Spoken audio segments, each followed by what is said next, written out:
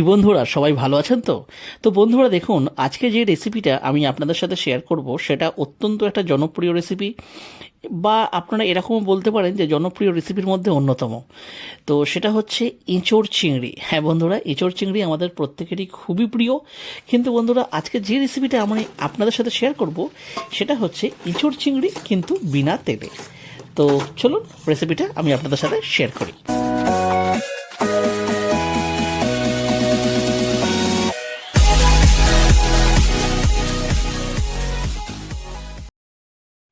তো দেখুন বন্ধুরা, এখানে আমরা এঁচড়কে ছোট ছোট টুকরো করে, ছোট মানে যেটা একটা মিডিয়াম সাইজের টুকরো হয় সেইভাবে কেটে, আর এখানে দেখুন রান্নাটা হবে কুকারে, মানে এঁচড়টা সেদ্ধ করতে হবে। তো বন্ধুরা দেখুন, আমরা কুকারে নিয়ে নিয়েছি জল, আর জলের মধ্যে দিয়ে দিয়েছি হলুদ আর লবণ, পরিমাণ মতন লবণ, আর দিয়ে ওই কেটে রাখা এঁচড়গুলো আমরা এই জলের মধ্যে প্রথমে দিয়ে দিয়ে, আর তারপরে এটা বন্ধুরা বেশি নয়, 3টে সিটি কিন্তু আমরা এতে দিয়ে নেব।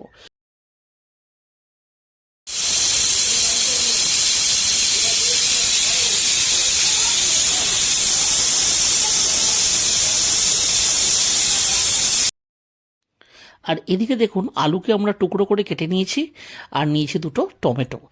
এইটাকেও মানে আলু আর টমেটোকেও আমরা ওই একই প্রসেসে সামান্য একটু লবণ আর হলুদ দিয়ে এটাকে আমরা সেদ্ধ করে নেব।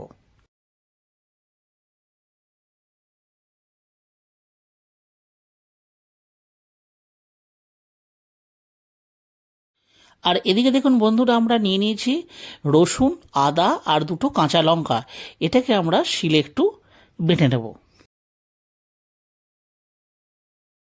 তো দেখুন বন্ধুরা, আদা রসুন বাটা আমাদের হয়ে গেছে। আর এদিকে দেখুন, এঁচোড়টাও সেদ্ধ হয়ে গেছে, আর চিংড়ি মাছটা জাস্ট নুন হলুদ মাখিয়ে রেখে দিয়েছি, আর আলুও সেদ্ধ হয়ে গেছে। তো দেখুন, এখানে আমরা নিয়ে নিয়েছি জিরে, তেজপাতা, দালচিনি আর একটা লবঙ্গ, ব্যাস এটাই লাগবে। আর এখানে নিয়ে নিয়েছি ধনে গুঁড়ো, জিরে গুঁড়ো, লঙ্কা গুঁড়ো আর সামান্য একটু কাশ্মীরি লঙ্কার গুঁড়ো, ব্যাস এইটুকুই। আর পেঁয়াজকেও দেখুন আমরা এখানে ছোটো ছোটো টুকরো করে, মানে কুচি করে কেটে নিয়েছি, জাস্ট দুটো মিডিয়াম সাইজের পেঁয়াজ। আর এটা তো বন্ধুরা বাটনা তো আমাদের মানে রেডি হয়েই গেছে। তো বন্ধুরা, এটা যেহেতু পরিমাণটা অল্প, তাই দেখুন ছোট্ট একটা কড়াই নিয়ে নিয়েছি, আর নিয়ে এটাকে জাস্ট প্রথমে একটু গরম করতে মানে আর কি দিতে হবে। আর গরম হয়ে গেলেই দেখুন আমরা দিয়ে দিচ্ছি গোটা ফোড়নটা। গোটা ফোড়ন দিয়ে জাস্ট ধরে নিন ওই 10 সেকেন্ড বা 20 সেকেন্ড মতন একটু জাস্ট নাড়াচাড়া করতে হবে। দিয়ে যখন দেখবেন ভালো একটা সেন্ট বেরোচ্ছে, তখন ওতে দিয়ে দিতে হবে কুচনো পেঁয়াজগুলো, বিনা তেলে অবশ্যই। তেল এতে আমরা দিচ্ছি না। তো এইভাবেই জাস্ট ফোড়নটার সাথে বেশি নয় 5 মিনিট ভাজতে হবে বন্ধুরা। 5 মিনিট ভাজলেই দেখবেন এর কালারটা না চেঞ্জ হয়ে যাবে। এই দেখুন, পিঙ্ক কালার হয়ে যাবে। যেই পিঙ্ক কালার হয়ে যাবে, তখন আলু আর টমেটো যে সেদ্ধ করে রাখা হয়েছিল, সেখান থেকে শুধু টমেটোটুকু তুলে আর সেটাকে দিয়ে দেবো আমি এই পেঁয়াজের সাথে। দিয়ে একটু খুন্তির সাহায্যে ওটাকে কেটে কেটে দিতে হবে। দিয়ে পেঁয়াজের সাথে এটাকেও বন্ধুরা আমরা জাস্ট 5 মিনিট ভেজে নেব, ঠিক আছে? ভাজা হয়ে গেলেই দেখুন, আমরা এখানে আদা রসুন আর কাঁচা লঙ্কা যে পেস্টটা তৈরি করেছিলাম শিলনোড়ায় বেটে, সেটাকে আমরা এর মধ্যে দিয়ে, এটাকেও কিন্তু বন্ধুরা আমরা কখনো হাই ফ্লেম কখনো স্লো ফ্লেমে 5 মিনিট ভেজে নেব। মানে এইটুকু কিন্তু আমাদের বেসিক কাজ প্রথমে করতে হবে। এরপরে বন্ধুরা, যে গুঁড়ো মশলা যেটা ছিল, মানে যেগুলো ছিল আর কি, ধনে গুঁড়ো, জিরে গুঁড়ো, তারপরে শুকনো লঙ্কার গুঁড়ো, আর নিয়ে নিয়েছিলাম সামান্য একটু কাশ্মীরি লঙ্কার গুঁড়ো, সেটাকে আমরা এর মধ্যে দিয়ে দেবো। তো বন্ধুরা, এই যে এখন আমরা এই গুঁড়ো মশলাটা এতে দিলাম, এই সময় কিন্তু আমাদের একটু জলের প্রয়োজন হবে। তো বন্ধুরা, আলু সেদ্ধ করার যে জলটা ছিল, সেই জলটাই কিন্তু আমরা এতে ব্যবহার করব। আর বন্ধুরা, মশলাটা যখন আমরা রেডি করেছিলাম না, সেই সময় কিন্তু আমরা কোনো গুঁড়ো হলুদ দিইনি, মানে হলুদ গুঁড়ো দিইনি। সেহেতু দেখুন, এখন আমরা এতে মিশিয়ে দেব হলুদ গুঁড়ো আর সামান্য পরিমাণ লবণ। তো বন্ধুরা, এখানে আমরা অল্প পরিমাণ লবণ ইউজ করেছি, কেননা আমাদের পরিমাণটা কিন্তু এটাই ছিল তাই। তো আপনারাও কিন্তু পরিমাণ মতন লবণটা অবশ্যই ব্যবহার করবেন। তো এইভাবে দেখুন, মশলাটা কিন্তু মানে কষতে হবে, কখনো হাই ফ্লেমে কখনো স্লো ফ্লেমে। তো দেখুন বন্ধুরা, কষা কিন্তু আমাদের প্রায় হয়ে গেছে, কারণ প্রায় 15 মিনিট মতন এটা কিন্তু কষা হয়েছে। আর এই দেখুন, চিংড়ি মাছটা কিন্তু ভাজা নয়, জাস্ট নুন হলুদ মাখানো। আর দেখুন, এই সময়তে মানে আমরা ওই চিংড়ি মাছটাকে এর সাথে দিয়ে আর ভালো করে কিন্তু একটু কষে নিতে হবে।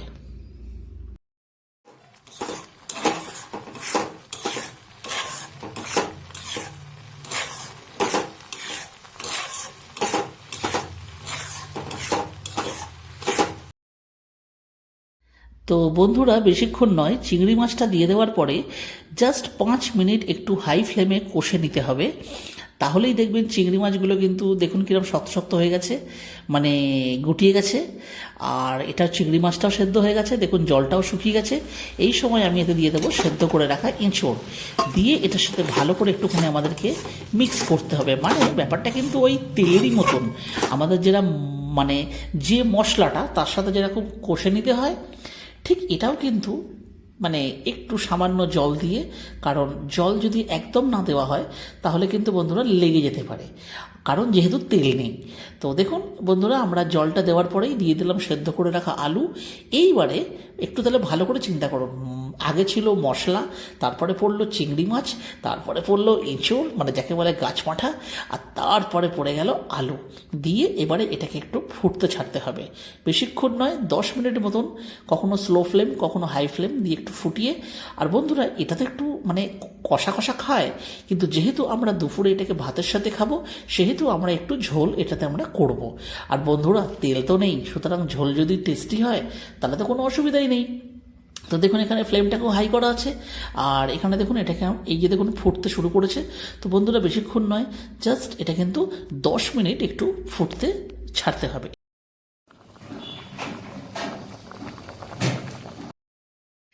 তো দেখুন বন্ধুরা এইভাবে কিন্তু 10 মিনিট কিন্তু একটু ফুটলো। আর এই দেখুন এই সময়তে আমরা দিয়ে দিচ্ছি গরম মশলা, দিয়ে ভালো করে এটার সাথে একটু মিক্স করে দিতে হবে। তো বন্ধুরা আপনারা প্রথমে দেখলেন যে কতটা পরিমাণ জল ছিল, কিন্তু যেহেতু 10 মিনিট এই ঝোলটা আর কি ফুটলো, সুতরাং ঝোলটা কিন্তু একটু গাঢ় হয়ে গেল এবং এটার ভলিউমও কিন্তু একটু কমে গেল। তো ঠিক আছে, এতটা ঝোল কিন্তু এনাফ। তো দেখুন এখানে তো এটা কিন্তু বন্ধুরা রেডি হয়ে গেছে। আর বন্ধুরা দারুণ একটা সেন্ট বেরোচ্ছে। দেখুন এটাতে কিন্তু সবই পড়লো, শুধুমাত্র পড়লো না যেটা, সেটা কি পড়লো না, না সেটা হচ্ছে তেল, ব্যাস এইটুকুই। বাকি এর মধ্যে এঁচোড় চিংড়ির যে স্বাদ, যে গন্ধ, একদম অ্যাকিউরেট সেম বেরোচ্ছে। মানে আমি এখান থেকে শুধুমাত্র আপনাদেরকে বলতে পারছি এইটুকুই। তো দেখুন গ্যাসের ফ্লেমটা অফ করে দিলাম, আর এটাই হবে আজকে দুপুরে আমার খাবার। তো চলুন খাবার টেবিলে দেখা হচ্ছে।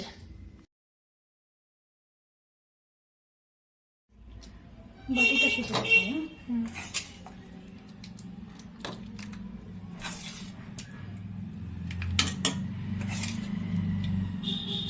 অফ করে দাও। তো দেখুন বন্ধুরা ভাতের থালা নিয়ে আমি বসে পড়েছি। আজ খাচ্ছি দেখুন ভাত।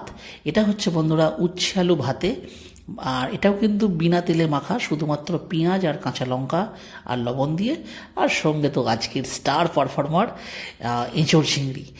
তো বন্ধুরা আমি আপনাদের কাছে রিকোয়েস্ট করব যে এই যে মানে এই যে আজকের যে রেসিপিটা আমি আপনাদের সাথে শেয়ার করছি, তো দেখুন এটা কিন্তু আপনারা বাড়িতে একবার অবশ্যই ট্রাই করবেন। এঁচোড়ের সিজন এখন আসছে, তো আগামী দিনে আপনারাও আশা করি বাড়িতে এঁচোড় চিংড়ি খাবেন। তো তেল দিয়ে তো খেয়ে অবশ্যই আপনারা তো দেখেওছেন, তো একবার না হয় এটা বিনা তেলে ট্রাই করবেন। তো বন্ধুরা আমি আপনাদেরকে খেয়ে বলছি এটা কেমন হয়েছে।